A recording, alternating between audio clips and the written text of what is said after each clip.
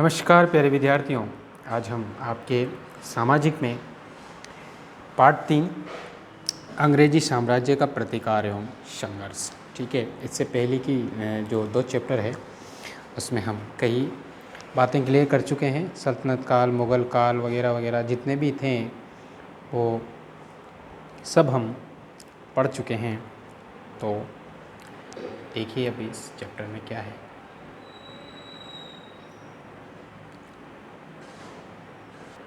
तो 1757 तक की बातें हम पिछले वीडियो में और पिछले चैप्टर में कर चुके हैं।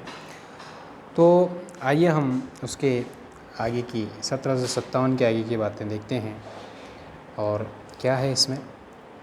तो इसके बाद तो आपको पता ही होगा, अंग्रेज़ों का आगमन भारत में हो जाता है और उन्हीं से हमारा संघर्ष चलता है।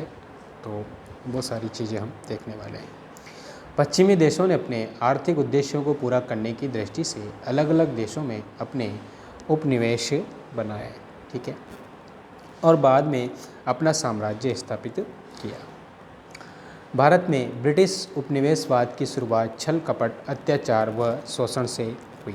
ठीक है, अंग्रेज़ जो यहाँ पर आए थे वो एक्चुअली व्यापार करने के उद्देश्य से भारत में दाखिल हुए थे और केवल भारत में नहीं, उन्होंने जहाँ जहाँ भी वो गए इसी उद्देश्य से वो गए। और तो लेकिन भारत में वो शुरुआत उन्होंने छल कपट, अत्याचार और शोषण से उन्होंने की थी। तो भारत प्राचीन काल में ही एक समृद्धशाली देश रहा, अतः विश्व के अन्य देशों के साथ ही अंग्रेज़ों की भारत पर सदैव निगरानी रही थी। ठीक है, क्योंकि भारत प्रारंभ से ही शक्ति संपन्न और वैभव संपन्न था। शीघ्र ही वे व्यापारी से शासक बन गए। आए तो व्यापार करने थे, लेकिन यहाँ के राजा बन गए, शासक बन गए। ठीक है,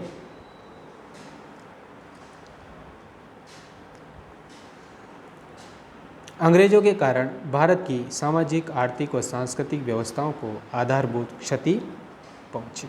ठीक है, तो अब 1757 से 1857 ईस्वी तक स्वतंत्रता की चेतना, ये हम पढ़ेंगे 1757 में और उसके आगे। ठीक है, 23 सितंबर 1600 ईस्वी को ब्रिटेन के मुख्य व्यापारियों ने एक संयुक्त पूंजी उद्यम के रूप में the governor and company of merchant of London trading into the East Indies, ये ईस्ट इंडिया कंपनी की स्थापना हुई थी 23 सितंबर 1600 को। कहाँ पे? ब्रिटेन में। वहाँ के कुछ व्यापारी थे, उन्होंने इस नाम से the governor and company of merchant of London trading into the East Indies, इसके नाम से कंपनी बनाई थी। ब्रिटिश ईस्ट इंडिया कंपनी की शुरुआत की। ठीक है, कहाँ बनी थी ये company? British east India company 1600 में ब्रिटेन में। 31 दिसंबर 1600 ईस्वी को एलिजाबेथ प्रथम ने इस कंपनी को पूर्व के साथ व्यापार करने का अधिकार पत्र दिया। एलिजाबेथ प्रथम वहाँ की रानी थी उस समय, तो उसने व्यापार करने की बस अनुमति भर दी थी। तो उसके बाद देखिए क्या हुआ। 1612 ईस्वी में सूरत में ईस्ट इंडिया कंपनी ने स्थायी व्यापारी कोठी स्थापित की। ठीक है, कब की बात है? 1612, सूरत गुजरात में। ठीक है, भारत आइए तो वहाँ 1604 में मद्रास यानी चेन्नई में फोर्ट सेंट जॉर्ज किले का निर्माण किया गया। ठीक है, और 1717 में मुग़ल बादशाह फर्रुखसियर से एक फरमान प्राप्त कर कंपनी ने 38 गांवों की ज़मींदारी प्राप्त कर ली। ठीक है, सन 1717 की बात है। मुग़ल बादशाह था उस समय फर्रुखसियर, तो उससे इन्होंने अधिकार प्राप्त कर लिया और उससे परमिशन लेकर के और इन्होंने क्या किया, 38 गाँवों की ज़मींदारी प्राप्त कर ली। किसने? अंग्रेज़ों ने। ठीक है, 3000 रुपये नजराने के बदले में कंपनी के माल को सीमा शुल्क से मुक्त कर दिया। ठीक है, इन्होंने क्या किया, 3000 रुपये नजराने के बदले में, जो बादशाह था उसको 3000 रुपये नजराना दिया और बदले में इन्होंने क्या लिया उनसे कि कंपनी के माल को सीमा शुल्क से मुक्त कर दिया। तो भारत की सीमा में आने का जो शुल्क लगता था ये इस मुग़ल बादशाह ने बंद कर दिया। इन्होंने 3000 पे नजराना दिया और चोंगी मुक्ति के लिए अंग्रेज़ों को दस्तक विशेष अनुमति पत्र जारी करने का अधिकार भी दे दिया और कंपनी ने अपना ध्यान बंगाल पर अधिक केंद्रित किया। ठीक है, अब ये बंगाल की तरफ पढ़े। क्लियर हो गया? आगे देखते हैं। 1757 ईस्वी से पूर्व अंग्रेज़ों ने अनेक यूरोपीय कंपनियों को पराजित कर अपनी सर्वोच्चता स्थापित कर ली थी। मुगलों से फरमान प्राप्त करने के बाद ईस्ट इंडिया कंपनी का बंगाल में हस्तक्षेप बढ़ गया और 10 अप्रैल 1716 ईस्वी को बंगाल के नवाब अली वर्दी खां की मृत्यु हो गई। उसका उत्तराधिकारी छोटी पुत्री का पुत्र सिराजुद्दौला नवाब बनता है। कहाँ पे? बंगाल की बात है। कब की बात है? 10 अप्रैल 1756। जबकि पूर्णिया का जो गवर्नर है शौकत जंग भी नवाब बनना चाहता था। कहाँ का? बंगाल का। अंग्रेज़ों ने अवसर का लाभ उठाकर नवाब के विरोधियों को संरक्षण देना प्रारंभ कर दिया। तो अंग्रेज़ों की यही एक नीति थी, वो बस अपना फ़ायदा देखते थे, कहाँ उनको लाभ हो रहा है और उसी को वो सहायता मदद करके अपनी तरफ मिला लेते और यहाँ भारत में लड़ाई झगड़े वगैरह इनके करवा देते। तो अंग्रेज़ों ने ये लाभ उठाया कि शौकत अली भी है जो गवर्नर बनना चाहता है और इधर बंगाल के जो नवाब अली वर्दी खां की मृत्यु हो गई और उसका जो उत्तराधिकारी था छोटी पुत्री का जो पुत्र था सिराजुद्दौला वो नवाब बना। ये भी बनना चाहता है। इसका लाभ उठाकर इसने क्या किया? अंग्रेज़ों ने नवाब के विरोधियों को संरक्षण देना प्रारंभ कर दिया। आर्थिक मामलों को लेकर नवाब और अंग्रेज़ों के मध्य काफ़ी मतभेद हो गए, जिसके परिणाम स्वरूप 23 जून 1757 को प्लासी का युद्ध हुआ। अंडरलाइन करेंगे। 23 जून 1757 को प्लासी का युद्ध होता है। ये चित्र देख रहे हो आप, जिसमें अंग्रेज़ों की क्या होती है? विजय होती है और नवाब मारा गया। अंग्रेज़ों ने बंगाल का नवाब मीर जाफ़र को बना दिया, जिससे बंगाल में अंग्रेज़ों की सर्वोच्चता स्थापित हो गई। ठीक है, जिससे बंगाल में अंग्रेज़ों की सर्वोच्चता स्थापित हो गई। 1760 में जब मीर जाफ़र अंग्रेज़ों की धनापूर्ति नहीं कर सका तो अंग्रेज़ों ने मीर कासिम को बंगाल का नवाब बना दिया। ठीक है, 1760 में जब मीर जाफ़र अंग्रेज़ों की धनापूर्ति नहीं कर सका तो अंग्रेज़ों ने मीर कासिम को बंगाल का नवाब बना दिया। ठीक है, नवाब बनने के बाद मीर कासिम ने बंगाल में प्रशासनिक पुनर्ग्रहण का प्रयास किया, लेकिन भ्रष्टाचार और ब्रिटिश हस्तक्षेप के कारण उसे सफलता नहीं मिल पाई। आर्थिक मामलों में विभिन्न सुविधाओं को लेकर मीर कासिम व अंग्रेज़ों के मध्य मतभेद बढ़ने लग गए, जिसके परिणाम स्वरूप 22 अक्टूबर 1764 को बक्सर का युद्ध हुआ। ठीक है, किस किस के बीच हुआ? अंग्रेज़ों और मीर कासिम के बीच कहाँ का युद्ध हुआ? बक्सर। इससे पहले अंग्रेज़ों और जो बंगाल के नवाब थे सिराजुद्दौला, इनके बीच हुआ था कौन सा? प्लासी का युद्ध। ये हुआ था 23 जून 1757 में। इधर कौन सा हो रहा है? 22 अक्टूबर 1764 को बक्सर का युद्ध हो रहा है अंग्रेज़ों और मीर कासिम के बीच। ये युद्ध, तो इसमें भी नवाब की क्या हो जाती है? पराजय हो गई और अंग्रेज़ों की विजय हो गई। ये युद्ध भारतीयों के लिए अधिक घातक सिद्ध हुआ। इस युद्ध के बाद अंग्रेज़ों को बंगाल, बिहार और उड़ीसा के दीवानी अधिकार अंग्रेज़ों को प्राप्त हो गए। इससे भारत के उद्योगों और व्यापार को भी हानि पहुँची। ठीक है, तो धीरे धीरे क्या हुआ? अंग्रेज़ों ने यहाँ अपनी सत्ता स्थापित करने का प्रयास वो करते हैं। ठीक है, नेक्स्ट पेज पे देखिए। तो आगे देखते हैं। अब मराठों का अंग्रेज़ों से संघर्ष, अंग्रेज़ों का मराठा और मैसूर से संघर्ष। मैसूर कर्नाटक में पड़ता है। तो अब इनका विरोध इन्होंने किया, तो कैसे किया? अंग्रेज़ धीरे धीरे भारत में शक्तिशाली होते जा रहे थे। 18वीं शताब्दी में भारत में मराठा शक्ति एक प्रमुख शक्ति के रूप में स्थापित हो चुकी थी, लेकिन 14 जनवरी 1761 के पानीपत के युद्ध में के बाद मराठों की शक्ति कमज़ोर हो गई। अंग्रेज़ों को भारत पर अधिकार करने से रोकने वाली चुनौती मराठा ही थे। मराठा उस समय काफ़ी शक्तिशाली थे और ऐसा लगता था कि अंग्रेज़ों को यही क्या कर सकते हैं, रोक सकते हैं। लेकिन जो पानीपत का प्रथम युद्ध हुआ उसके बाद ये भी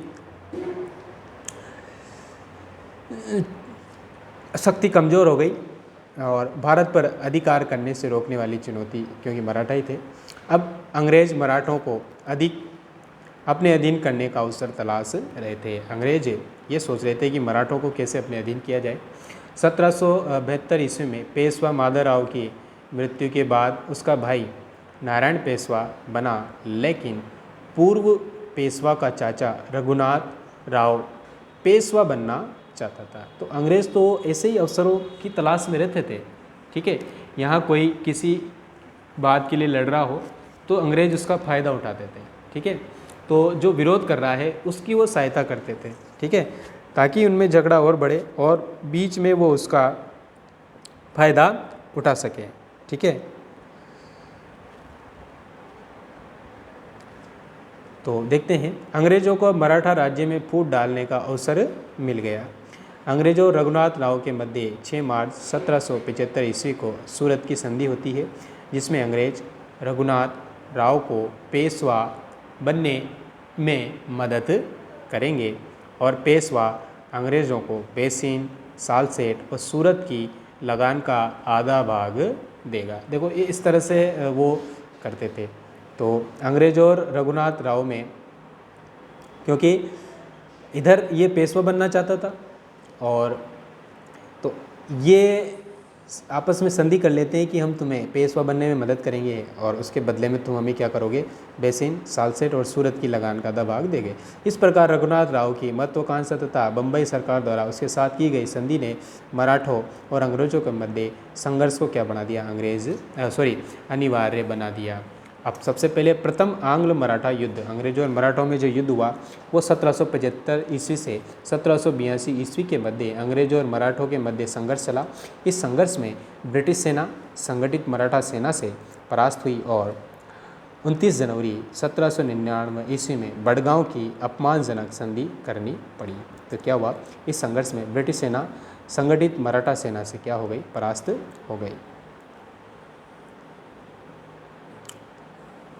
और बड़गांव की इनको क्या करनी पड़ी, संधि करनी पड़ी, जिससे अंग्रेज़ों द्वारा विजित प्रदेश मराठा को वापस लौटाने तथा रघुनाथ राव को पूना दरबार के हवाले करने तथा अंग्रेज़ों द्वारा 41,000 रुपये जुर्माने के रूप में देना तय हुआ। ये इस तरह की, यानी कि इनको 41,000 रुपये देने पड़ेंगे और जो रघुनाथ राव है उसको पूना दरबार के हवाले करना। ठीक है, अब दूसरा जो इनका संघर्ष है वो देखते हैं।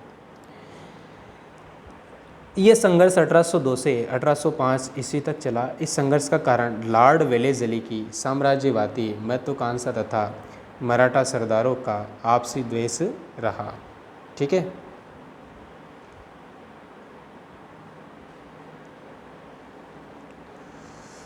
तो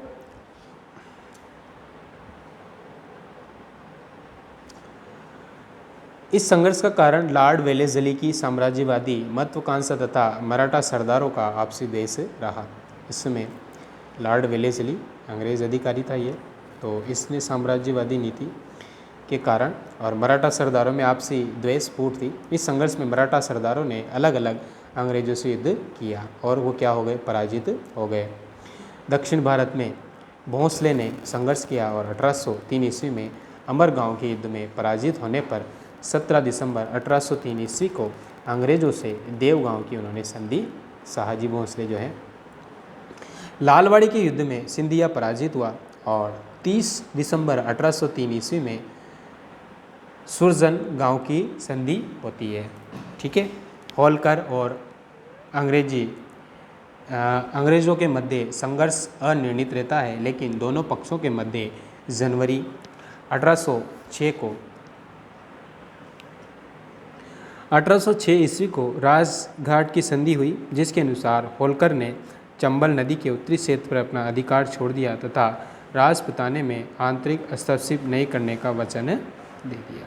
ठीक है, ये दूसरा संघर्ष था। तीसरा संघर्ष मराठों से देखते हैं। भारत में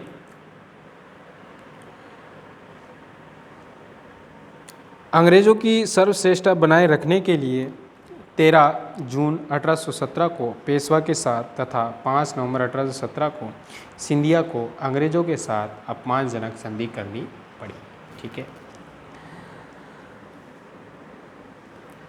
इन अपमानजनक बंधनों को तोड़ने के लिए मराठों ने संघर्ष आरंभ कर दिया, लेकिन पेशवा की किरकी, भोंसले की सीतवर्डी तथा होलकर की मंदीपुर स्थान पर पराजित हो जाती है और 18 जून 18 को मेलकॉम ने पेशवा के साथ संधि की, जिसके अनुसार पेशवा पद समाप्त कर दिया गया तथा 8 लाख की पेंशन देकर उनको बिठूर भेजा गया, जहां पर 1852 ईस्वी में मृत्यु हो गई। इस प्रकार अंग्रेज़ों ने अपनी कूटनीति फूट डालो और राज करो की नीति से मराठा को संघर्ष में पराजित कर दिया। ठीक है, अब मैसूर और अंग्रेज़ों का जो संघर्ष है उसके विषय में पढ़ेंगे, तो देखते हैं। मैसूर कर्नाटक में पड़ता है।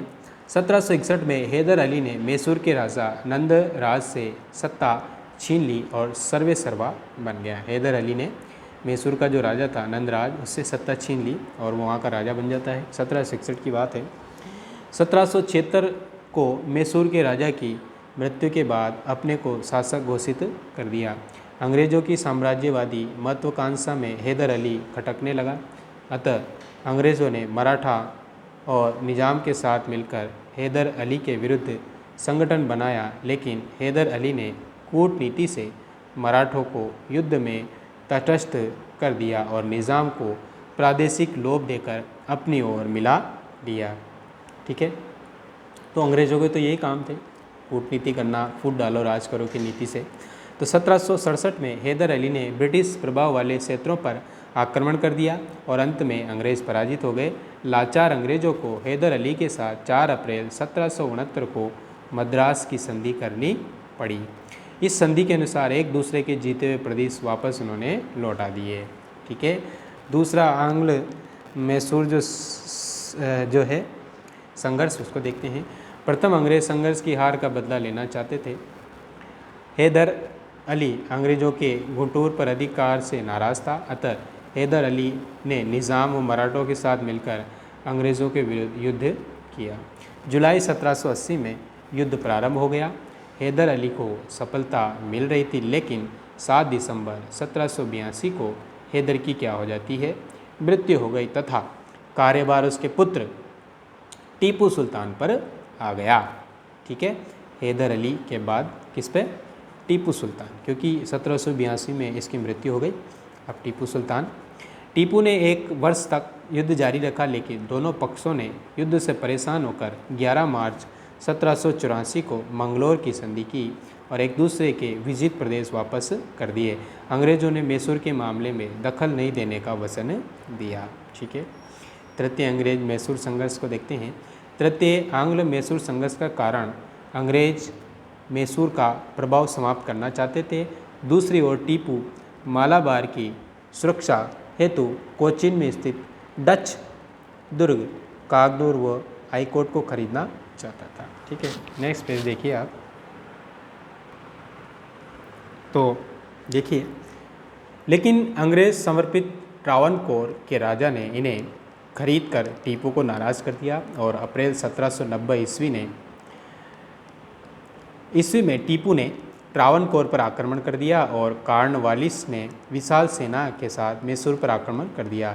टीपू ने वीरतापूर्वक मुकाबला किया, लेकिन अंत में 23 फरवरी 1792 ईस्वी को श्री रंगपट्टनम की संधि करनी पड़ी। इस संधि से मैसूर का आधा भाग चला गया और युद्ध क्षति के रूप में 3 करोड़ की राशि अंग्रेज़ों को देनी पड़ी तथा अपने 2 पुत्रों को बंधक के रूप में अंग्रेज़ों के पास रखना स्वीकार करना पड़ा।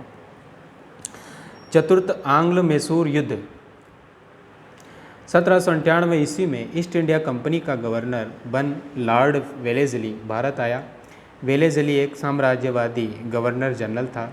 उसने निश्चय किया कि टीपू को पूर्णतया समाप्त कर दिया जाए अथवा उसे पूर्णतया अपने अधीन कर लिया जाए। ठीक है, कौन, लॉर्ड वेलेज़ली, जो गवर्नर बनकर आया था 1798 में ईस्ट इंडिया कंपनी का। तो वो साम्राज्य विस्तार नीति के तहत उसने ये निश्चय किया कि टीपू को या तो समाप्त कर दिया जाए या उसे पूर्णतः अपने अधिकार में ले लिया जाए। इस उद्देश्य की पूर्ति करने के लिए वेलेज़ली ने साइक संधि करने का सहारा लिया। ठीक है, तो ये लॉर्ड वेलेज़ली ने, टीपू सुल्तान ने साइक संधि को अस्वीकार कर दिया। अप्रैल 1799 ईस्वी में टीपू के विरुद्ध अभियान प्रारंभ कर दिया और 4 मई 1799 को श्रीरंगपट्टनम का दुर्ग जीत लिया तथा मैसूर की स्वतंत्रता समाप्त हो गई। टीपू संघर्ष करता हुआ मारा गया।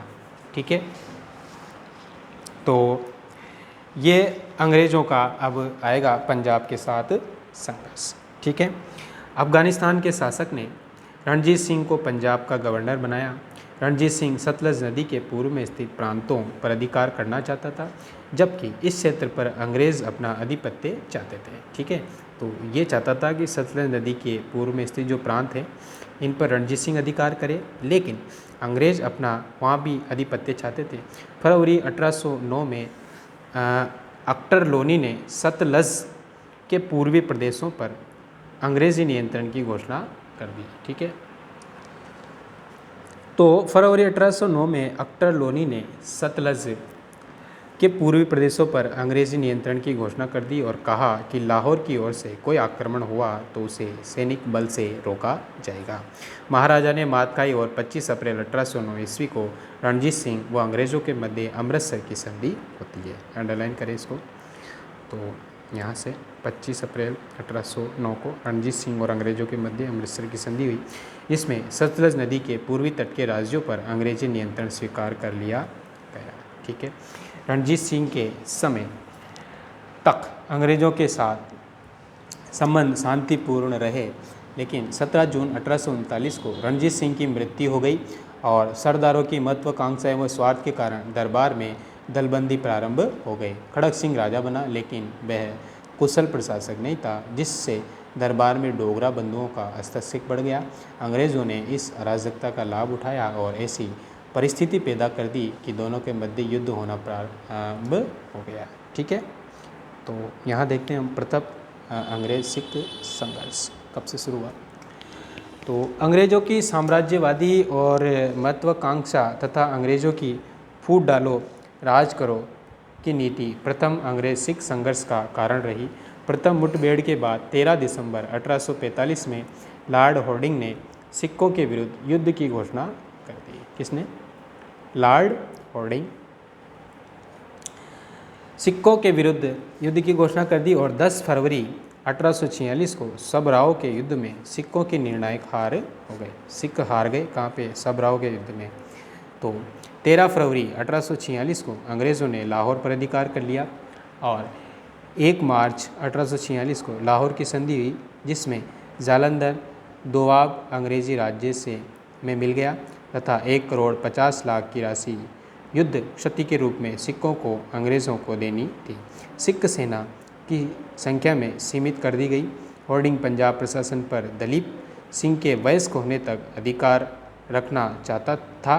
अतः 26 दिसंबर 1846 को भैरोवाल की एक पूरक संधि की, जिसमें अंग्रेज पंजाब के एक भाग के स्वामी बन गए। ठीक है, तो इस तरह से धीरे धीरे अंग्रेज़ क्या कर रहे हैं कि सभी जगह अपनी सत्ता स्थापित करना कर रहे हैं और उनको सफलता भी मिल रही है, क्योंकि ये कूटनीति का सहारा लेते हैं और रणनीति के तहत षड्यंत्र के साथ फूट डालो राज करो की नीति से ये अपना जो कंपनी का विस्तार भी बढ़ा रहे हैं और साथ में लगे हैं। जैसे आपको पता ही है कि ये सिर्फ व्यापार करने हेतु आए थे, लेकिन धीरे धीरे उन्होंने अपना प्रभाव। ठीक है, तो देखते हैं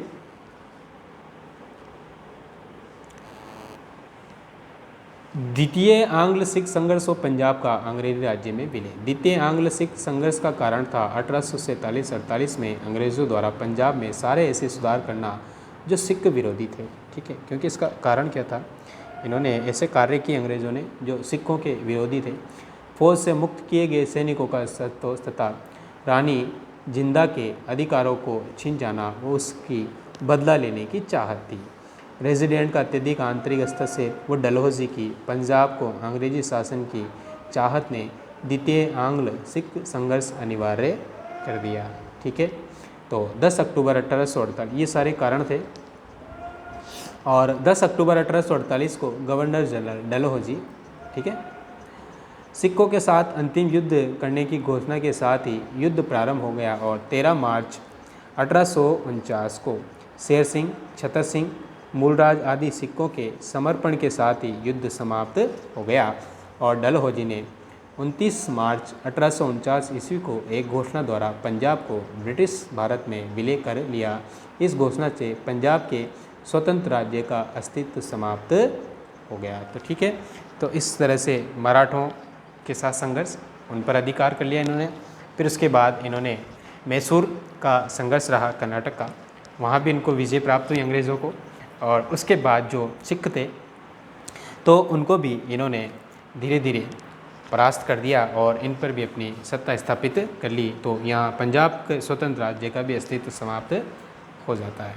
ठीक, अब उसके बाद हम अध्ययन करेंगे 1857 की क्रांति का। तो ये हम नेक्स्ट वीडियो में देखेंगे। तो आज के लिए काफ़ी है, कल के लिए बहुत कुछ बाकी है। ठीक है प्यारे विद्यार्थी, ओके, धन्यवाद। यहाँ से आप राइट लगा लें, नेक्स्ट वीडियो में यहाँ से पढ़ेंगे। ठीक।